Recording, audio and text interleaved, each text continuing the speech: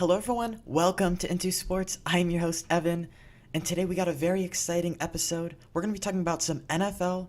We're approaching week 10. It's a very important time for the NFL. We're going to talk about that by doing a segment that I like to call Important or Not. So let's start it off by talking about Leonard Fournette. He returns from his hamstring injury. He was sidelined in weeks 2 and 3, and he's been sidelined ever since. The hamstring injury, a soft tissue problem, or should I say a soft tissue issue. They're always concerning for running backs.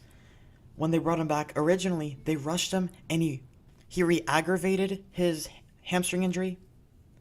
And that's why they went slower on the comeback the second time, just to make sure they didn't hurt their future stud at the running back position and that there would be no long-term issues with his hamstring.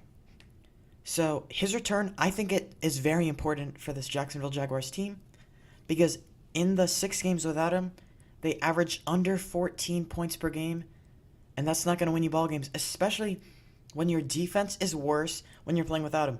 Because when they were playing with him, the defense was much better because they're controlling the game, the tempo, they have the ball more, and without him, Blake Bortles has stunk, and the defense has been on the field more. And that is not the winning formula down in Jacksonville. And when he was out, they did trade for Carlos Hyde. I think they gave up a 5th-round pick.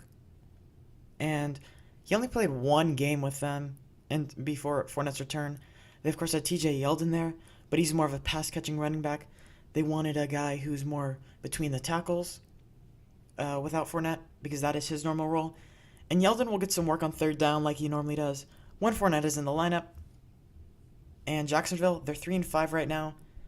Bortles has looked terrible. I think the return of Fournette can turn things around for the Jaguars. Now let's go on to our next important or not topic. Dez Bryant signing with the Saints. And I'm surprisingly say that's not really that important. Now what's exciting about this is that you have Michael Thomas who's playing outside. You have Traquan Smith, their young guy who they drafted out of UCF in the 3rd round. He's playing on the outside. He's a big play guy. And Cam Meredith, who's the slot receiver, he's on the IR. He needs arthroscopic knee surgery. So that does leave an opening for Dez in the slot. And this would be very exciting to see. Dez Bryant, a huge wide receiver. He's a 50-50 ball guy. He's a red zone guy. If he's in the slot, like just having a giant slot wide receiver, that'd be very interesting to see. And that would be more exciting, but I don't really know if they're going to put him in the slot. I'm hoping they do. But if he goes outside, I don't really think this is important because, the Saints offense, they already have so many weapons. Kamara, Mark Ingram, Michael Thomas, Traquan Smith, Ben Watson. There's so many cooks in the kitchen, so many mouths to feed. I don't know if Dez Bryant is going to be one of those mouths that is getting fed. This signing does have a small impact on Ben Watson. Like I said earlier, Bryant is more of a red zone guy, touchdown guy, and Ben Watson, that's him. He's more involved in the red zone than between the 20s. So I think Ben Watson maybe come down with a few less touchdowns, but I don't think it really has any effect on Michael Thomas because Michael Thomas, most of his work isn't in the red zone. I mean, he's still catching touchdowns, but that's not what he's reliant on. But Dez, I think he can have rest of the season, I'll say 3 to 4 touchdowns maybe. And I think it will help, but I don't think it's a huge deal that he's signing with the Saints. So not very important for that one. Another one, Le'Veon Bell reportedly is in Pittsburgh right now. I don't think it's very important. Now that may come as a surprise to you, as Le'Veon Bell is a top 5 running back when he is on the field, when he's not holding out. When he's holding out, of course, he is not a top 5 running back because he's not playing. And right now, he's still not playing. I'm recording this of November 8th, and the Steelers play in 37 minutes against the Panthers on Thursday Night Football. Le'Veon Bell is not active for this game. He has not reported to the team yet. But apparently, he has been spotted in Pittsburgh. Now, I don't know what to believe with this whole situation, because I heard that he was supposed to come back during the Week 8 bye. That never happened. All these false promises as a fantasy football owner of Lev Bell make me a little bit upset. But even if he does, let's say he does come back, which he could hold out for the rest of the season, which Pittsburgh could franchise him again for the fourth time. I think fourth time.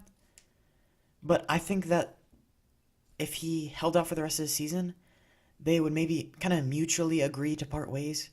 Because I don't really know if Pittsburgh has fun doing this, franchising him, having all this drama, all these problems in the locker room. And their guy in the future is James Conner. I mean, he's been spectacular. He's been around a 90% snap count, which makes me wonder, if Lev Bell comes back, will it be a 50-50 split? Or will it be one guy is doing all the work and then one guy's the backup? Because with Mike Tomlin in Pittsburgh, when Le'Veon Bell has been out, D'Angelo Williams, he's been getting 85-90% snap count. Now James Conner getting 85-90% snap count. That's what Le'Veon Bell has been doing in the past. So I don't know if they're going to all of a sudden go to a 50-50 split, whether it's going to be like 70-30, or whether it's going to be like we've seen, where there is a bona fide starter and then there is a clear backup. And Le'Veon Bell does need to report before November 14th to count for an accrued season, which means if he does report then and he plays, then he will be a free agent this summer, which is kind of his goal, but if he can do that without playing, I think he would rather do that. Now, there is all this talk about James Conner, that he is better than Le'Veon Bell. Right now, the Pittsburgh offensive line is ranked number 1 per Pro Football Focus. I mean, I'm not saying James Conner he's not a scrub. I mean, he's a top 10 running back in the league, and he has juice. I mean, he had leukemia playing for Pitt in college. He had ACL tear, and the reason they found out he had leukemia was because he tore his ACL. They took him to the doctor or whatever, and they're like, yeah, you have cancer too. But I mean, what a comeback. He was able to come back from that and return to peak form. I mean, what he's been doing with the Steelers has been amazing, and it doesn't really surprise me because he was really good in college too. But Pittsburgh, number 1 offensive line, so it's not like people are comparing James Conner to Le'Veon Bell, and the metrics say that James Conner's slightly better, but I don't know about that. The offensive line has played better with James Conner and without Le'Veon Bell. So I think they're both really good running backs, but I don't think James Conner is necessarily better than Le'Veon Bell right now. So now that we finished important or not, I'd like to recap. Leonard Fournette returned from hamstring injury. I'm going to say important there. Does Ryan sign with the Saints? Not really important. And Le'Veon Bell reportedly seen in Pittsburgh. Once again, not very important. Now I'm going to answer a few common questions floating around the league right now. These are opinion questions. So let's start with Coach of the Year. A lot of people are going to say Andy Reid, what he's been able to do with Patrick Mahomes, the second-year quarterback, filling in for Alex Smith. But I'm actually going to go a different route. I'm going to go with Matt Nagy of the Chicago Bears. Listen, I was very excited that he was going to Chicago for all the fantasy pieces there. But right now we're not talking about fantasy. We're talking about real football. They're 5-3. They're leading the division. Now, Matt Nagy, he's a disciple of that Andy Reid coaching tree. And he runs a similar offense. Trey Burton fits that Travis Kelce tight end role. The seam routes. They're both very talented guys. And I'm seeing a lot of what I'm seeing in Chicago as I am in Kansas City. You have explosive big play guys. Tariq Cohen in Chicago. I'm looking at Tyreek Hill over in Kansas City. And what I like about Coach Nagy is that he hasn't forced Mitch Trubisky to do too much. I mean, Trubisky's rookie year was atrocious. There were high hopes. And with John Fox, it was disgusting. It was terrible what they were doing. He looked like a complete flop, a complete bust to take that early in the draft, to take him first round. Traded up to pick him, I believe. And what Coach Nagy's done, trading for Khalil Mack, a top 5 defense in this league. The weapons, Danny Trevathan, going out to draft Roquan Smith out of Georgia, an excellent linebacker who's young and he's still developing. But I think 3 years down the road, Roquan Smith could be a top linebacker prospect. So my coach of the year is Matt Nagy. Now let's go to a topic. What is wrong with the Dallas Cowboys? They are 3-5. And we saw them Monday night against the Tennessee Titans. And it was terrible. It was awful. What are they doing out there? Now, I've been keeping a close eye on the Dallas Cowboys because in fantasy, I own Ezekiel Elliott. So I gotta watch what they're doing with a very close eye. And what I've seen with my very close eye has not been good. Jason Garrett and Scott Linehan are the problems. They need to be fired immediately. Jerry Jones said that he'll probably wait till after the season if he's going to fire Jason Garrett. It needs to be done right now. The play calling is atrocious. On first down, they run up the middle every time.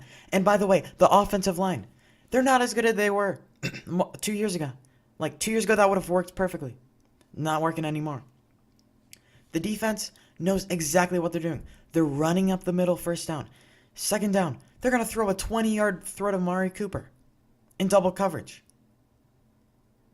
They gave up a first-round pick for Amari Cooper. And they got to utilize him. Otherwise, that would be a terrible trade. It is a terrible trade.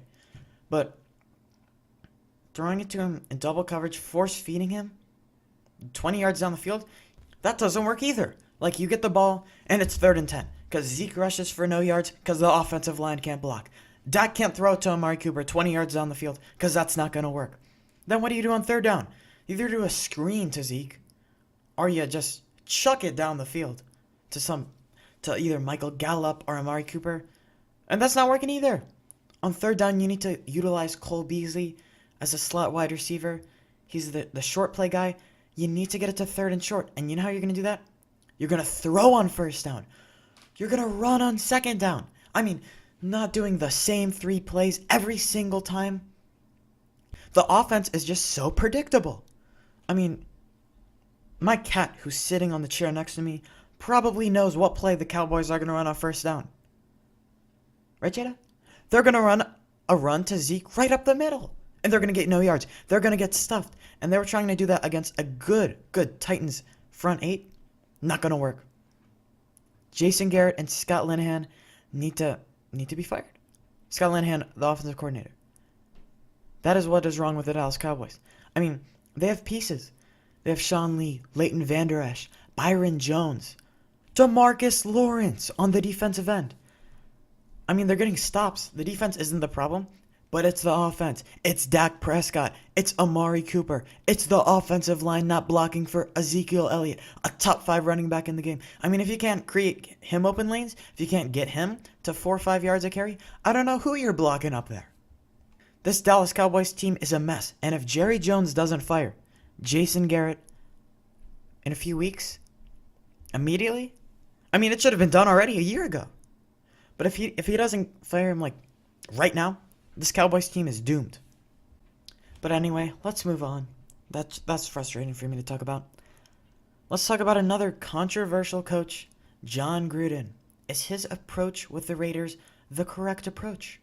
Surprisingly, I believe it is. Listen, he has 10 years on his contract.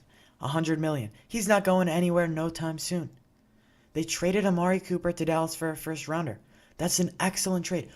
First round picks in the NFL are gold. And to trade a wide receiver who hasn't worked out in your system, who hasn't done any kind of production except for multiple years ago, to get him for a first rounder. And by the way, Amari Cooper is under a huge contract for the next 2 years. I think in 2 years he makes like $20 million? Or no, $15 million for a wide receiver that hasn't done anything recently. That's terrible. So I really like that move to trade Amari Cooper away for a first round pick. It's a rebuild for Oakland. Listen, they're not going to win with Derek Carr as their quarterback, with terrible defense. This is one of the worst defenses in the league. And the wide receivers, they have Jordy Nelson. Yeah, and no one else, really. Martavis Bryant? Brandon LaFell? Is he really a productive wide receiver? It's 2018. If you throw me back to 2013, he can do some stuff, but it's 2018. Gruden, he's been criticized for kind of living in the past, and this is an example of it, but, I'll forgive him for this because of the Amari Cooper trade. I mean, the Khalil Mack trade, not many people liked it, but I mean, I don't love it. But like I said, it's not about winning now. He has 10 years. He has 10 years to start a winning foundation, a winning program. So I think getting draft picks, preparing for the future over winning now, I think that is what eventually will have the best effect for Raider Nation. I mean, say what you want. A lot of people criticize Gruden. A lot of people think he's terrible. A lot of people think he should be fired, which obviously won't happen. Making $100 million guaranteed with 10 years on the contract, 9.5 years now. But overall, I think Gruden's approach to this Raiders organization, I think it's a pretty good one. But that will be the episode for today. I hope you guys did enjoy. If you did enjoy, make sure to subscribe into Sports on YouTube. And I'll see you on the next episode. Have a great day. Bye.